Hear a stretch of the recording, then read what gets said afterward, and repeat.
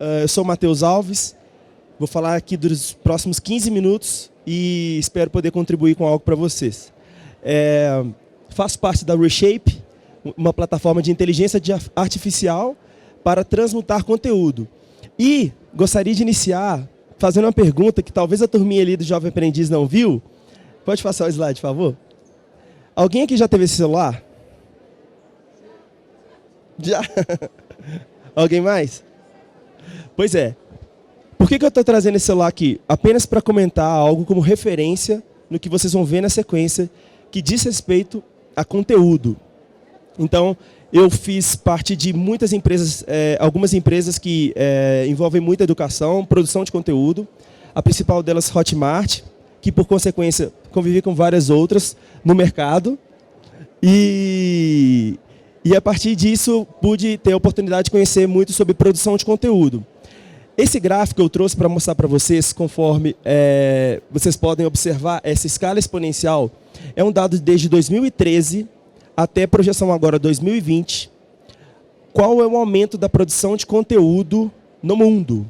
Tá? Então dá para perceber que a cada 2 anos a produção de conteúdo digital dobra. Isso é o fato desde 2013 até 2020 e agora eu trago um dado mais próximo da nossa realidade, que é de educação. O próximo slide, eu trago qual é a penetração do EAD, cursos à distância, versus presencial. Então, observem que 2016 até 2016, um aumento significativo e essa projeção segue aumentando. O que também reforça que a produção de conteúdo aumenta significativamente. E eu acredito que isso é um fator que esteja em comum com todos nós. E aí eu faço uma pequena pergunta. De vocês aqui, quem representa uma instituição de ensino? Legal. Quem, por exemplo, está mais envolvido com a produção de conteúdo? Né? Muito bom. Bom, conteudistas, professores, todos vocês, nós temos algo em comum. E isso se chama conteúdo. O novo dado, por exemplo, os cursos de EAD, a gente está falando mais aqui fortemente com os cursos regulamentados, mas isso também se aplica para diversos outros segmentos de educação à distância, como corporativo, cursos livres. Aqui, inclusive, tem esse exemplo de 2,4 milhões e 5,2 milhões de 2017, que movimentaram anualmente mais de 3 trilhões de dólares. Esse é um cenário que eu tomo a liberdade de explicar para vocês, que eu acredito que com o aumento de produção de conteúdo, talvez vocês possam se identificar. Então, vou explicar. O que está aquelas bolas coloridas do lado esquerdo de vocês representa as empresas, as instituições. O que estão as bolas coloridas menores representa o conteúdo. Então, repare que as empresas produzem conteúdo para impactar aquela parte cinza, que são os clientes. De acordo? Reparem num detalhe, não são todas as empresas que conseguem impactar fortemente os clientes com essa produção de conteúdo.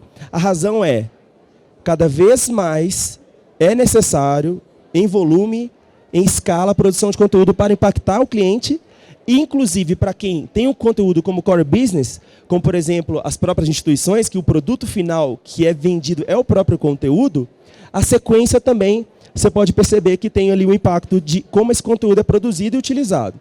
Agora, o próximo slide mostra o que é a perspectiva em projeção. Novos entrantes, novas instituições entrando para o EAD,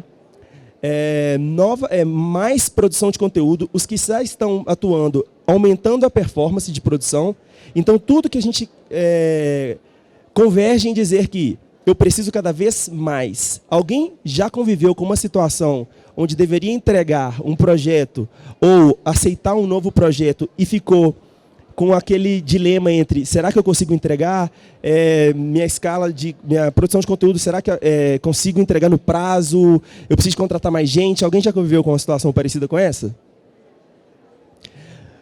É o que mais tem, na verdade? Pois é, dado essas informações, aqui eu reforço em dizer a importância desses conteúdos, que é um dilema para todos, cada vez mais a necessidade de produzir. Então, por exemplo, aqui a gente percebe alguns dados que falam sobre a necessidade do conteúdo para acessibilidade, para performance. Não sei se você sabe, 80% dos vídeos que tocam no Facebook não estão sendo escutados. Então, você produz um conteúdo em vídeo, divulga para impactar, por exemplo, um processo de inbound marketing para um possível cliente e ele não está ouvindo. Então, a performance desse conteúdo poderia ser muito melhor se tivesse, por exemplo, algo que mesmo não ouvindo, como, por exemplo, as legendas, eu pudesse usufruir. Ok? No próximo slide, um pouco mais de dados. Esse é um estudo feito pela Universidade de Oregon, dos Estados Unidos, que mostra que, além da acessibilidade, o conteúdo de vídeo transmitido também em legendas, por exemplo, aumenta em muito a capacidade de retenção do conteúdo para o aluno. Então, além dele conseguir ter acessibilidade, ele desenvolve muito mais resultado por simplesmente ter o conteúdo no mesmo idioma dele. E o que a gente pode chegar, então, em conclusão? Vocês estão de acordo que existe um efeito colateral a partir desse aumento de produção? Qual é o efeito? Humanamente, pode-se dizer que é quase impossível seguir esse processo de escala de produção se eu envolvo só humanos, se eu envolvo só pessoas. Então, se eu preciso de dobrar o meu conteúdo a cada ano, dobrar meu conteúdo a cada ano, dobrar meu conteúdo a cada ano para conseguir ter performance, quando eu envolvo apenas pessoas, isso é um gargalo. Então, a gente consegue então imaginar, e eu convido vocês a imaginar junto comigo, quais são os cenários que a gente consegue resolver isso. O primeiro cenário que está ali é o que a gente usa atualmente, a maioria dos casos, 100% manual, nenhuma intervenção em tecnologia. O segundo cenário é 100% automático, 100% envolvimento de tecnologia, como por exemplo de inteligência artificial. E por fim, o terceiro cenário misto.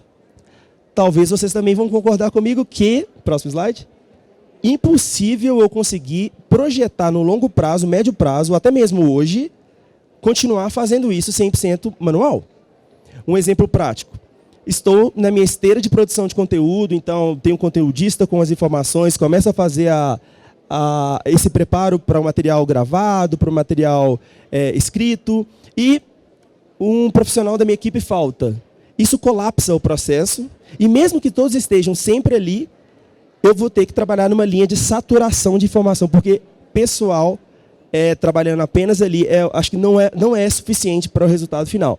Então, eu trago aqui as possibilidades de resolver ou de buscar solução para esse desafio entre a 100% automatizada, envolvendo 100% tecnologia, e a mista. Nesse caso, reparem que, quando eu falo de 100% automatizado, eu tenho ganho de escala, afinal, eu estou usando tecnologia para isso, eu tenho um custo mais baixo, a maioria das vezes, e tenho uma qualidade média alta, a depender se eu uso tecnologia própria ou se eu uso API diversas, que cada uma tem a sua característica. A mista, ela é interessante também para quando eu quero fazer desse conteúdo um aprimoramento dele. Então, eu consigo, para além disso, utilizando a tecnologia, ter uma herança de resultados a partir desse conteúdo. Então, por exemplo, um vídeo que eu gravei, eu consigo fazer dele ser útil para diversas outras formas. E aqui eu vou fazer uma pergunta para vocês. Antes, algum de vocês, provavelmente a maioria de vocês pegava um táxi. Então, ia para a rua procurar passar um táxi, não é verdade? Hoje é praticamente inconcebível eu ir para lá sem que o táxi esteja a caminho, pelo menos. Não é verdade? Vocês viajam, vão buscar um hotel, e para mim, talvez também para vocês, é inconcebível não cogitar estar no Airbnb. Para a gente, da WShape, a gente acredita que é inconcebível, no futuro praticamente atual, em dizer que eu vou só produzir um conteúdo e ficar até ele. Ou seja, não existe uma herança que eu vou usufruir, como, por exemplo, eu comento aqui, as legendas, os resumos, as transcrições, os highlights. Então, se eu não trabalho em performance, em escala, para produzir resultado, eu posso considerar que eu não vou conseguir permanecer no topo, porque os novos entrantes e os que já estão no trabalho de produção envolvendo tecnologia vão performar mais e vão ganhar espaço na minha frente. O próximo slide, por exemplo, diz, em conclusão, baseado em nossa perspectiva, que transmutações de conteúdo é o resultado que se busca para alcançar, é o que se busca para alcançar escala e performance. Então, eu deixo de envolver 100% humano, envolvo tecnologia híbrida ou 100% automática para romper essa barreira desse gargalo que se produz na produção. O próximo slide, por exemplo, a gente explica um pouco como a gente utiliza isso. Então, a gente utiliza inteligência artificial para produzir redes neurais, modelos de inteligência artificial, processo de machine learning, que quanto mais a máquina vai aprendendo com as alterações, mais ela se desenvolve e tem um grau de qualidade do resultado. Aqui, no próximo slide, vocês podem observar que, para além de a produção de um conteúdo, eu posso usufruir de um universo muito maior. Então, aquele problema inicial no qual eu tinha que produzir um conteúdo e esse conteúdo era o único que eu utilizava, agora eu tenho o reaproveitamento dele e faço com que a capacidade de consumo daquela mídia que eu produzi seja diversa. Então, eu consigo gerar acessibilidade, eu consigo gerar material complementar, eu consigo, por exemplo, usar mídias diferentes para a jornada de aprendizado do aluno. E essa é a proposta de valor da Reshape. Por exemplo, no próximo slide, a gente fala o que a gente acredita que pode se alcançar utilizando tecnologia. Então, vocês lembram que no início eu tinha um cliente tentando alcançar os alunos e, às vezes, o conteúdo não chegava até o final porque era necessário produzir muito mais e com muito mais performance? Esse é o cenário que a gente acredita quando se envolve tecnologia para essa produção, para ter escala e performance. O próximo slide mostra um exemplo prático enquanto não sei qual cenário vocês estão, se fazendo 1 ou fazendo 10. Mas a nossa percepção é, hoje, se você envolve tecnologia, enquanto o seu concorrente faz 1, você faz 10 vezes mais. Essas 10 vezes formas diferentes de apresentar o conteúdo e diversificá-lo aproveitando aquela mídia original. Esse é um case de um cliente nosso que, utilizando a nossa plataforma, transmuta mais de 14 mil horas de conteúdo. Isso significa que se eu dou um play agora no vídeo, eu termino de assistir para lá de 2023.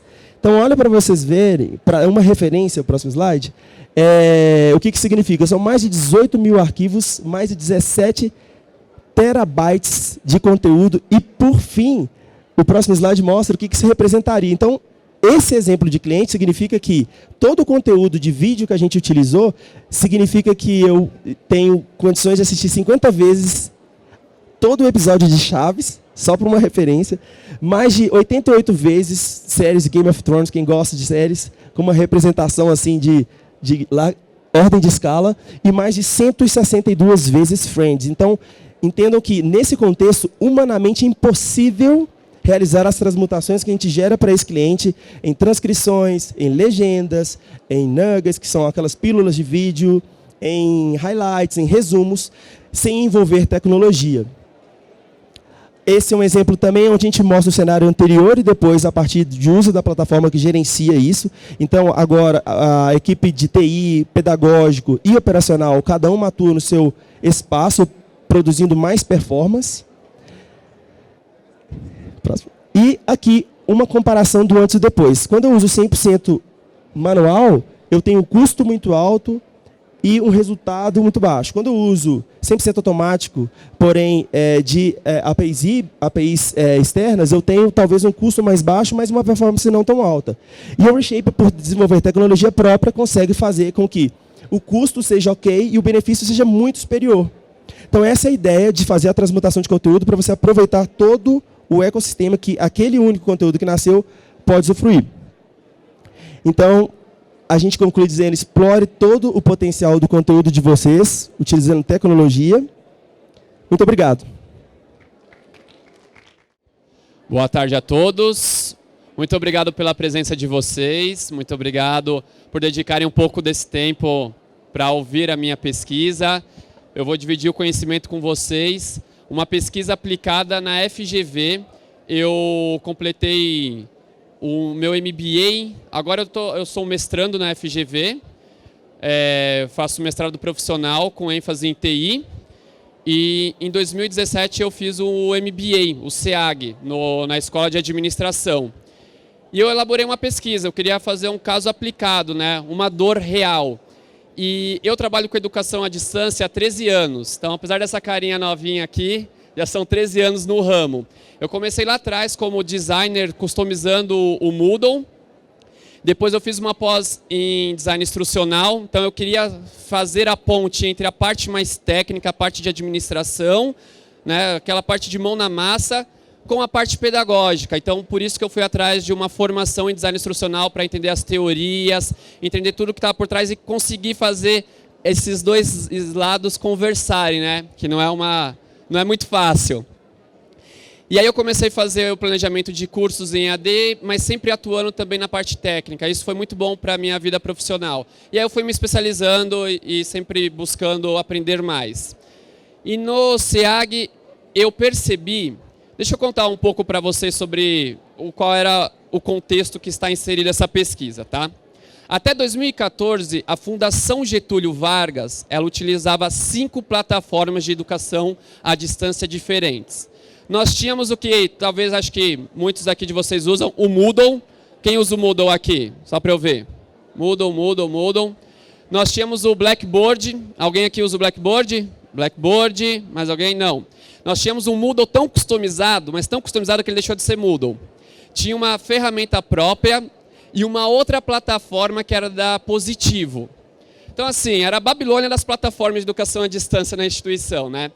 E aí o nosso presidente em 2014 falou assim, ó, chega, vai para o mercado, busca uma única solução para nós, faça um estudo e nos traga para dentro de casa. Então a gente fez um estudo, viu as maiores plataformas do mercado e optamos pela Brightspace, que é oferecida pela Desire to Learn, né, pela D2L. Tem até a stand deles aqui, está do lado da FGV, porque a FGV é cliente deles, é parceria.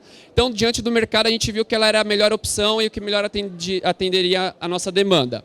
Beleza, perfeito. Então, vamos lá, vamos colocar para rodar, implementamos a plataforma, e aí eu notei, deixa eu mostrar aqui alguns dados para vocês. Desculpa por ter ficado pequenininho, não é tão grande o projetor, então eu vou falar o que é isso para vocês, tá? Eu vou fazer a leitura dos gráficos. Desculpa se eu ficar na frente de alguém aqui, eu passo para cá. Então aqui, a plataforma, ela atende tanto para o presencial, para o apoio ao presencial, como uma extensão da sala de aula, quanto para o EAD. O meu foco foi para o presencial. Por quê? Primeiro, eu tinha um grande desafio lá. Como administrador da plataforma, por estar à frente dele, os professores utilizavam a plataforma se quisessem ou não, era optativo. Então, se o professor falasse assim, não, vou continuar com GUSP e GIS, para mim é o suficiente, ok, ele poderia. Então, ele precisava ver algo que atraísse ele para ele utilizar. Esse era o nosso grande desafio. Aqui eu tenho alguns números por escolas. Então, a FGV ela tinha 9 escolas. Esses números aqui mostram como é que era o uso em 2016 e como era o uso em 2017. Então, a gente pode ver que a gente promoveu workshops, a gente colocou capacitações, colocamos divulgações por e-mails e teve uma boa aderência à plataforma. Porém, cerca de 30% dos professores não utilizavam ainda. E eram esses caras que eu queria. Eu queria saber assim, ó, por quê? Porque cargas d'água, eu oferecendo workshop, eu oferecendo capacitação, a gente fazendo divulgação, ainda tem uma resistência desses professores. Professor, viu? Quem é professor aqui? Para eu saber, professor. Mas vocês não usam a plataforma? Como assim, né? O que acontece? 30% não usava. Vamos ver o que acontece, hein? Eu estou provocando de propósito mesmo, viu? Então, o objetivo era identificar quais eram os motivos desses 30% que não usavam. Para isso, eu criei algumas hipóteses. Então, esse era o meu público-alvo, todos os professores das 9 escolas da FGV, então administração, Direito de São Paulo, Direito Rio, Matemática, Economia. Bom, o resultado da pesquisa, né? Então, eu enviei essa pesquisa para todos os professores e eu tive 20% de adesão a essa pesquisa. Desses 20% de adesão, eu apliquei uma pesquisa quantitativa e depois eu apliquei uma pesquisa qualitativa.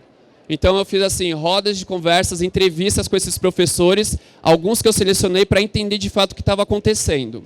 E fiz o cruzamento dessas variáveis. Então, quais eram as minhas hipóteses? Quais eram os motivos da não utilização? Eles preferiram o antigo AVA, como eu falei para vocês, nós tínhamos 5 diferentes. Não acredita que propicia benefício, não recebe um suporte adequado para o uso, ou a utilização é complexa, né? Então, o que poderia ser? Antes de eu continuar, deixa eu fazer uma pergunta para vocês aqui. Quem acha que o professor não usava porque eles preferem o antigo AVA? Já estava acomodado, já sabia? Levanta a mão para mim, quem acha isso? Pode ser? Pode. Quem acha que ele não acredita que propicia um benefício a utilização do AVA? Alguém? Você acha? Tá bom. Quem acha que ele não recebe o suporte adequado? Então, assim, é uma falha. Não? Também? Vale? Quem acha que é uma utilização tão complexa que o professor já fala, meu, não. Não? Ninguém? Acha? Então tá bom. Então a gente vai descobrir junto. Mas antes da gente descobrir junto e eu mostrar para vocês o resultado da pesquisa, eu quero fazer uma pergunta para vocês. Quem gosta aqui, quem gosta assim, tem prazer, é assim, amo, de passar roupa? Ninguém gosta de passar roupa? Gosta de passar roupa? Olha, a primeira vez que eu faço a apresentação dessa e conheço alguém que gosta de passar roupa. Olha só, que coisa, hein? Fui surpreendido agora. Lá em casa, de frente da casa dela, ninguém gosta de passar roupa, né? E muito menos eu. Então, quando eu casei, a gente dividiu as tarefas, eu e minha esposa, né? Os dois trabalham, vamos dividir as tarefas, tal. E eu fiquei com a parte de passar roupa. Eu até tentei, mas aconteceu tipo isso daqui, ó. Que tá na foto, tá? Não sou eu, mas bem que poderia ser, que foi isso que estava acontecendo mesmo em casa. E aí eu falei assim, bom, como eu não sou apto, eu vou terceirizar, né? Contratei uma diarista, minha esposa ficou com a parte dela, e eu contratei a minha parte, né? Eu falei, não, a minha parte está contratada, para a coisa não funcionar. Porém, eu descobri, em 2019, teve uma feira, a Consumer Electronic Show, e já foi inventada uma máquina de passar roupa. Cara, que demais isso, uma máquina de passar roupa, né? Por que você compraria uma máquina de passar roupa? Eu compraria uma máquina de passar roupa porque eu consigo enxergar um valor agregado a ela. Pô, eu vou deixar ela lá fazendo, eu vou fazer uma coisa muito melhor, vou, sei lá, vou passear com meu filho, vou jogar um videogame, não sei, vou ver uma série no Netflix, qualquer coisa. Porque passar roupa para mim é muito chato, sabe? Eu consigo enxergar valor agregado naquele produto. Por que você hoje usa um celular? Por que você gastou o seu tempo fazendo uma curva de aprendizagem, aprendendo a manipular o seu celular e os aplicativos? Porque você gastou o seu valor financeiro, né? Você teve um custo ali, mas também você gastou o que você tem mais de precioso, o seu tempo. Porque você conseguiu enxergar um benefício naquilo. Alguém foi usando e chegou a te mostrar que você tem um benefício, um retorno verdadeiro sobre aquele investimento que você está fazendo. Quando eu falo um AVA, um ambiente, uma tecnologia para os meus professores, pensando em FGV, que eu tenho ainda um público-alvo um tanto quanto peculiar, eu preciso mostrar para esse meu professor que o investimento que ele vai ter, tanto de tempo, que a curva de aprendizagem que ele vai ter, vai trazer um retorno para ele, ou seja, um benefício. E esse é o resultado da minha pesquisa. 67% desses 30% que não usavam, que não tinham aderido à plataforma, o motivo era porque ele não via um benefício no uso da plataforma. Boa, ponto para você. Se ele não enxerga um benefício, ele não vai gastar o seu tempo naquilo. Parece até um pouco óbvio, mas assim, eu tive que fazer uma pesquisa quantitativa, qualitativa, eu tive que descobrir isso. Por quê? Porque quando eu comecei, eu tinha os meus preconceitos. O professor tem uma resistência, porque o professor é resistente. Né? O professor não quer usar, como o professor é difícil, 30 anos, 40 anos dando a aula dele, sendo o melhor avaliado, e aí ele vai mudar por quê? Né? Tá aí. O problema era meu, a minha área não foi capaz de mostrar, de fazer uma venda, né? Vamos colocar nessa palavra, de algo bom, de algo que ia gerar valor para ele. E como poderia gerar valor? Então eu quero dividir um caso real. Ai, desculpa. Uma outra análise que eu fiz foi as correlações de algumas variáveis na minha pesquisa. Quanto mais usava-se a ferramenta, a plataforma, o AVA, mas o professor concordava que ela trazia um benefício. E quanto mais recursos esse professor utilizava em sua disciplina, mais ele acreditava que isso trazia benefício. Então, duas variáveis. Tempo, dedicação, ele consegue ver um benefício porque ele usa aquilo na vida real, no dia a dia. E quanto mais recursos ele vai conhecendo, saindo da opção de publicar conteúdo, criar um fórum, entrega de atividade. Não, a gente tem outras opções, outros recursos. E quanto mais ele ia conhecendo e ia percebendo, mais ele se engajava no uso do ambiente virtual de aprendizagem. Bom, aonde está a falha? Como eu falei, a falha foi nossa. Nós não soubemos mostrar quais são os benefícios encontrados pela plataforma. E aí eu quero dividir um caso de sucesso. Um professor de matemática financeira, ele aplicava a sua prova já há algum tempo com alternativas de múltipla escolha. E ele aplicava isso para uma sala de 30 alunos, 40 alunos, então ele aplicava essa prova e fazia correção. E um dia eu sentei do lado dele, ele foi meu professor, eu falei assim, professor, você me permite, eu tinha amizade com ele, eu falei assim, você permite eu dar uma sugestão? Ele, qual? Se a gente pegasse essa prova que você aplica e passasse para o AVA, se a gente criasse questões, bibliotecas de questões, com categorias diferentes sobre o tema da sua disciplina, de forma randômica, ele sorteava essas questões e o aluno faria dentro do laboratório, então a FGV tem um laboratório de computadores, né? E ele faria a prova ali. Aí ele falou, legal, e que vantagem Maria leva, né? O que eu ganho com isso? Além de eu ficar criando todas as questões ali da plataforma e tudo mais, você não corrige mais. A correção é automática. Aí ele falou, não, peraí, deixa eu ver. Se eu sentar horas bunda na cadeira, criar esse questionário, colocar essas questões, as correções serão automáticas? Eu falei assim, você não precisa fazer mais isso, é um investimento inicial. Depois você vai colocando mais questões, reavaliando as questões que você colocou, e isso vai ficando automático. Ele falou, comprei. E esse professor, que era resistente, ele virou um multiplicador dentro da FGV, porque ele viu o benefício. Olha o tanto de tempo que ele ia gastar. E era bem engraçado, porque o aluno já sabia a nota dele ali na aula mesmo, já saía chorando, já saía rindo, já sabia tudo o que acontecia no mesmo momento que fazia o questionário. Bom, e quais são as ações então? Então eu já sei o problema, eu já dei o diagnóstico para vocês. Quais foram as nossas próximas ações depois disso? Bom, a gente começou a criar mini vídeos. Se você passa por isso na sua universidade, se existe esse problema, a minha dica é, crie mini pílulas de vídeos para que você divulgue casos reais, de tipo esse professor que eu acabei de falar, olha, você passa por esse problema, você sofre corrigindo 1000 provas aí, então a gente tem uma solução dessa, né? Então a gente fez vídeos pequenos de 1 minuto para poder fazer essa divulgação. A gente começou a fazer uma escutativa, não sei se vocês já ouviram esse termo, mas assim, é escutar de fato o que o professor tem para agregar, né? O que o professor precisa. Começamos a fazer oficinas customizadas e aí eu colocava o DI, o design instrucional, para sentar com esse professor, entender qual era o objetivo pedagógico dele e mostrar quais são os recursos que a gente pode, né, como a tecnologia pode apoiar para ele alcançar esses objetivos pedagógicos. Então, a conclusão, né, a gente sempre se desarmar dos nossos pré-conceitos antes da gente tomar as nossas certezas, né? É muito bom a gente ouvir, eu aprendi muito com esse processo de escuta ativa e todo esse trabalho, eu fiz a publicação no TCC, a minha orientadora falou, Flávio, transforma isso em um artigo, eu fiz a publicação desse artigo e uma editora viu e me convidou para escrever um livro. Então, se vocês tiverem mais interesse, esse é o meu livro, Promovendo o Uso do Ambiente Virtual de Aprendizagem, quem tiver mais interesse pode conversar comigo também.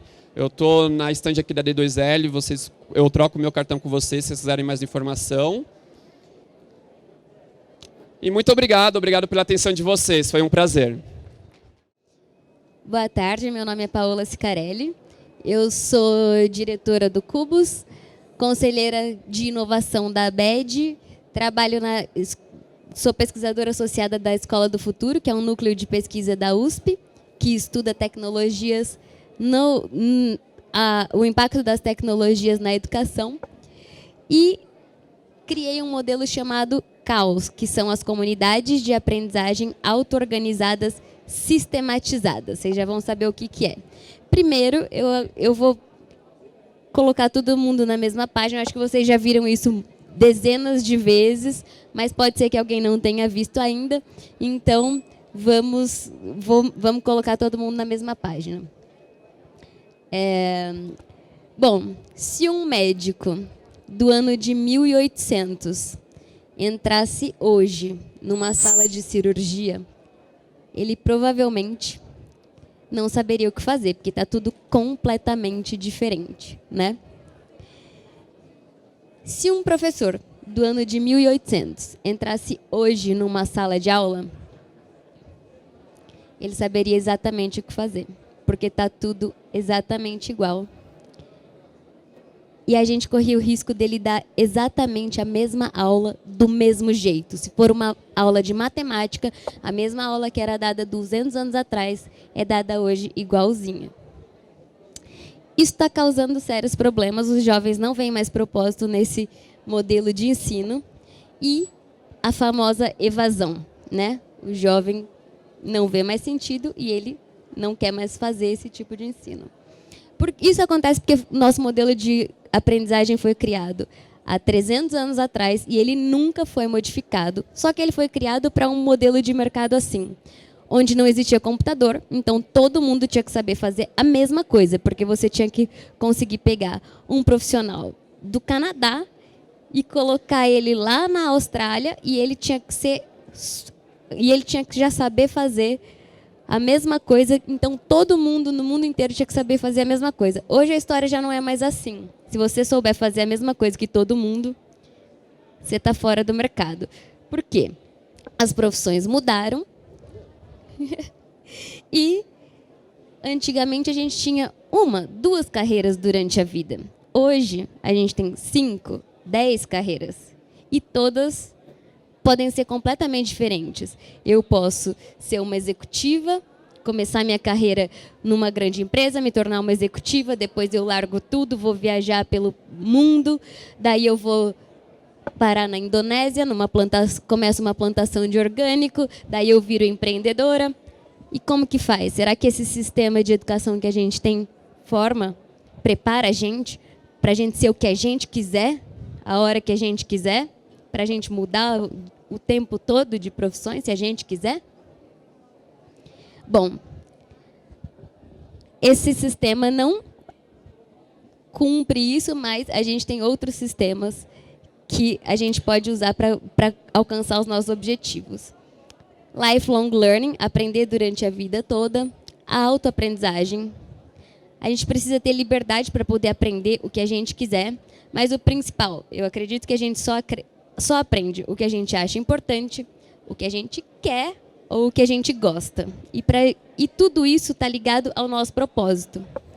Então, é muito importante, nos dias de hoje, que a gente entenda qual é o nosso propósito. O meu propósito é ajudar comunidades a se emanciparem através do autoaprendizado e do aprendizado colaborativo. Qual que é o seu propósito? Bom, propósito é uma palavra muito grande, né? Muito abstrata. Então a gente pensa, a gente fica até com medo disso. Então a gente transformou em projeto de vida, que aí fica mais simples da gente visualizar o que a gente quer aprender, o que a gente quer fazer. Tem uma maneira da gente fazer o nosso projeto, da gente definir o nosso projeto de vida, que é bem simples, tá? É só a gente escrever. Pega um papel e escreve. O que eu quero fazer nos próximos 6 meses, nos próximos 2 anos, nos próximos 5 anos. Não precisa saber o que você quer fazer pela vida inteira, até porque a gente não sabe o que vai acontecer amanhã.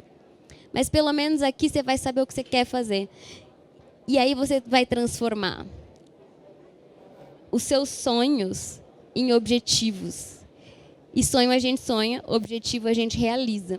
Mas como a gente faz para aprender o que a gente precisa aprender para realizar os nossos objetivos? Qual a melhor maneira que você precisa para a gente fazer isso? Seymour Papert, ele dizia que a melhor maneira, ele foi um educador do MIT, ele dizia que a melhor maneira de se aprender é participando de comunidades de pessoas que têm um interesse em comum, onde os mais especialistas ensinam os menos especialistas, mas todo mundo aprende junto. Todo mundo sai da experiência aprendendo. Ele veio para o Brasil, ele criou um termo chamado comunidade de prática, e ele veio para o Brasil porque ele diz que o melhor exemplo das comunidades de prática são as escolas de samba. Então, você chega na escola de samba como um amador, isso é uma comunidade de aprendizagem. Você chega numa comunidade de aprendizagem como um amador, logo você vai se tornando um pouco mais especialista, até que você se se torne um especialista e comece a ensinar. Eu participei, fui numa escola de samba, cheguei sem saber fazer nada. Acabou que na primeira semana eu estava sem saber fazer nada. Na segunda semana eu já estava ensinando quem estava chegando agora como que fazia. Na terceira semana eu já estava sabendo a coreografia. Daqui a pouco eu já estava em uma ala. Daqui a pouco eu já tinha virado uma líder de ala. E a gente, nesse ano, a nossa escola de samba foi campeã. Então eu passei por todo esse processo e aí eu entendi perfeitamente como funciona uma comunidade de aprendizagem. E olha que engraçado, uma escola de samba não tem professores e não tem alunos, mas chama escola. O que pode ser? Quem pode criar uma comunidade de aprendizagem? Pessoas podem criar comunidade de aprendizagem. A gente tem o famoso Clube do Livro, é uma comunidade de aprendizagem. A gente tem comunidade 100% online. Essa é uma comunidade de desenvolvedores, de programadores. Programação é muito difícil você aprender em cursos, porque é muito rápido. Então, você precisa de uma comunidade para te ensinar. Essa é uma comunidade grande que existe, 100% online. Comunidades mesmo, essas são as escolas de samba, são exemplo disso. Também tem as ocupações lá em São Paulo, que são comunidades que criam grupos para aprenderem juntos. Empresas podem criar suas comunidades de aprendizagem para treinar os colaboradores e para treinar, para capacitar os clientes, para capacitar os stakeholders, os parceiros. Igrejas podem criar comunidades de aprendizagem para aprender não só sobre religião, mas sobre qualquer outra coisa. Tem comunidades de aprendizagem de igrejas também 100% online. Comunidades de aprendizagem podem, inclusive, ser uma obra de arte. Esse é um prédio em São Paulo que foi ocupado, ele passou por um leilão, por 3 leilões, ninguém quis comprar, ele estava abandonado e artistas ocuparam esse prédio. E só quem mora lá são artistas. Embaixo desse prédio, eles estudam a arte deles, eles aprendem uns com os outros, eles respiram arte, eles dormem arte, eles comem arte. Tem uma horta orgânica ali em cima, que eles distribuem tudo para a comunidade ao redor, porque sobra muito. Só que eles aprendem tudo. Então, você entra lá, você quer ser um artista, você não sabe nada. Daqui a pouco você já está sabendo, porque você vai aprendendo, eles vão aprendendo uns com os outros. Existem comunidades de aprendizagem como essa que viram times de futebol. Esses são meninos de 12 a 17 anos, de uma das ocupações lá de São Paulo que a gente trabalha. Esses meninos, em 2 meses, aprenderam design para fazer o logo do uniforme, desenharam o uniforme deles, aprenderam porcentagem para fazer cotas de patrocínio, aprenderam empreendedorismo para vender coisas, para poder comprar o que faltava para o time. Aprenderam a usar as ferramentas do Google para colocar os projetos deles no Google. Conseguiram criar uma torcida e agora eles vendem as camisetas deles por aí para poder bancar o que eles precisam para o time. Tudo isso eles fizeram e estão aprendendo inglês pelo Duolingo e pelo Netflix, porque eles querem jogar fora do Brasil. Tudo isso em 2 meses. Como que funciona? Comunidade de aprendizagem auto-organizada sistematizada. A gente sistematizou as comunidades para quê? Para gerar o engajamento. Porque se não tiver um sistema, a gente percebeu que as pessoas acabam se desengajando e as comunidades acabam. Então, primeiro, um líder entusiasta, e é preciso que seja entusiasta, não precisa ser um especialista, mas tem que ser um entusiasta, cria uma comunidade de aprendizagem, convida especialistas para gerarem conteúdo, outros interessados tornam-se membros dessas comunidades, aos poucos eles vão se especializando e vão se dirigindo ao centro do grupo, onde eles começam a ensinar os outros e a produzir conteúdo. Os mais especialistas guiam a aprendizagem e fazem a curadoria, e todos aprendem juntos. Para essas comunidades funcionarem bem, elas precisam estar elas precisam ter 4 pilares. Primeiro, regras de convívio. É muito importante. Isso é gamificação, mas também para evitar conflitos. Você precisa ter regras onde todo mundo tenha que seguir. É preciso um líder entusiasta e o líder, ele tem que ser o exemplo. Ele tem que dar o exemplo e ele tem que engajar e motivar os outros. É bom que se tenha um projeto de vida, é bom que se faça um projeto de vida para que as pessoas saibam por que elas estão ali. E é bom que se tenha encontros semanais. Por quê?